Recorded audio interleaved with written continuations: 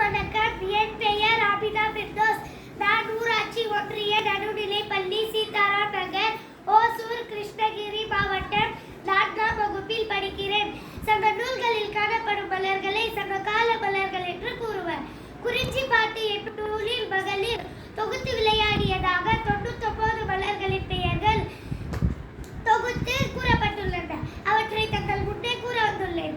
காந்தல், ஆம்பல், அனிச்சம், குவளை, குறிஞ்சி, வெற்றி, செங்கோடுவேரி, தேமா, மணிச்சிகை, உத்தூள், கூவிலம், எருளம், சுள்ளி, கூவிரம், வடவனம், வாவை, குடசம், எருவை, செருவிலை, கருவிலம், பயினி, வாடி, குரவம், பசுபிடி, வகுலம், காயா, ஆவிரை, வேரல், சூரல், சிறுபூனை, குறுநறுங்கண்ணி, குறுகிலை, மருதம், கோங்கம், போகம், திலகம், பாதிரி, செருத்தி, அதிரல், சண்பகம், கரந்தை, குளவி, மாப்பூ,